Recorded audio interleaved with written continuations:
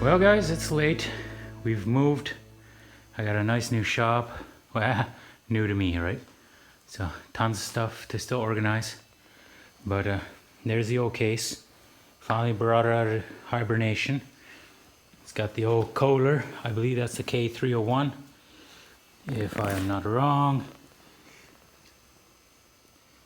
But there you see the tags. That's the 301. And here's my Yanmar that we're putting in there. So I did a previous video on this thing, painting it up, sanding, priming, painting, all that good stuff. And there's me welder. So that there is the Lincoln 255 Power MIG. Not the fancier of the 255s, but it'll suffice for me. So just thought I'd share that a little bit with you. Over the coming months, I will be doing some more work on that case. You can tell it's got a flat tire in the front right now. We want to put tractor tires on the back, and we want to put some kind of cool tires on the front. Maybe some kind of highway trailer tires or something. And it obviously has a lot of wiring issues, as you can tell. And let me just show you a little bit on the front. Whoever Jimmy done rigged this thing required a toggle switch and a key ignition, and then at the bottom you see a hole where the ignition was supposed to be. So that was a bit... Don't know if you can see the tag or not. It's alright. That's enough of that for now.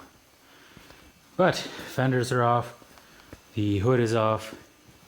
Believe it or not, in order for this engine to fit in there, I've already done the measurements.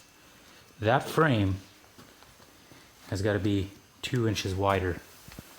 So it is a C-channel frame. And you can tell someone Jimmy rigged a piece of angle on it to make this new motor fit that they put on there. Looks really stupid. But we're going to cut all that off. We're going to add bracing from right up at the front all the way to the back to the rear axle.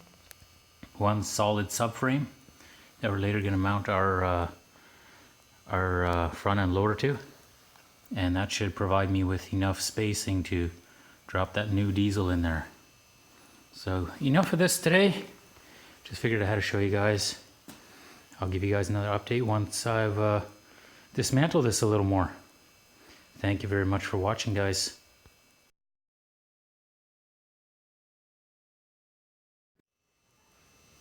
So we got lots of good news now that the heater is finally off.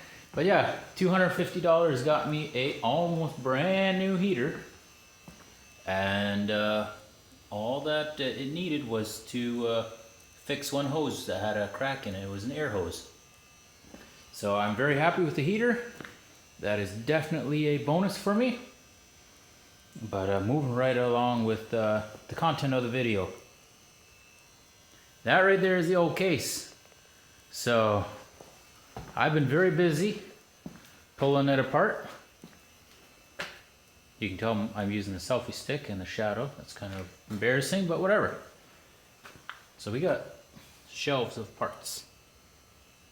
Tons and tons of parts. There we are. Probably half of this is only going to come back on. Yeah, we'll give a little shine of the welder there again. And there we go. There's the diesel motor we're going to be swapping in. And there's the old gas.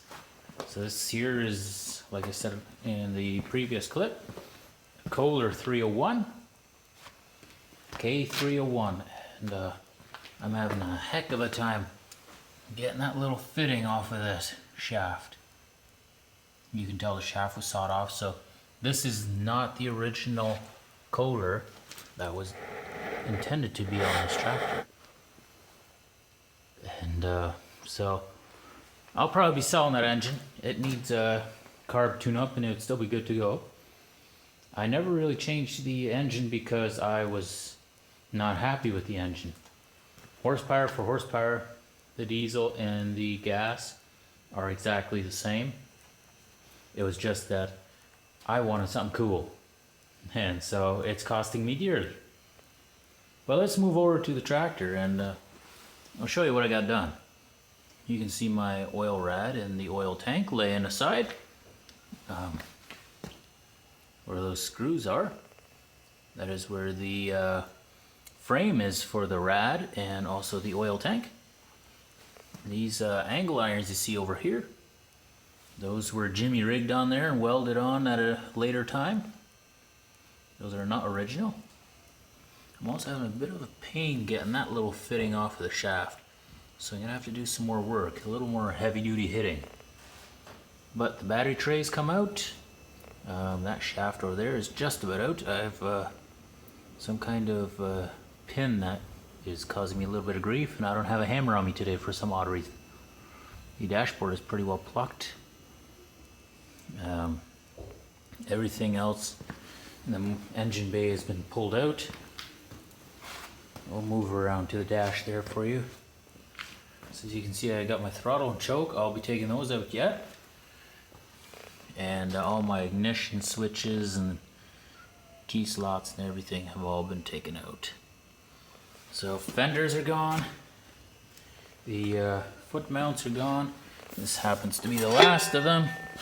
We'll put that aside. There we are. Back end is pretty well gone. I'm taking that tank off tonight yet, I believe. And draining all the gasoline out of it. And I want to see if I can't get this front plate off yet. If not, I'll paint it the way it is, but just figured if it was possible, right? So, yeah, that is pretty well it for now. I will give you guys another update on another clip. So, till then, thank you all for watching. We'll see you on the next one.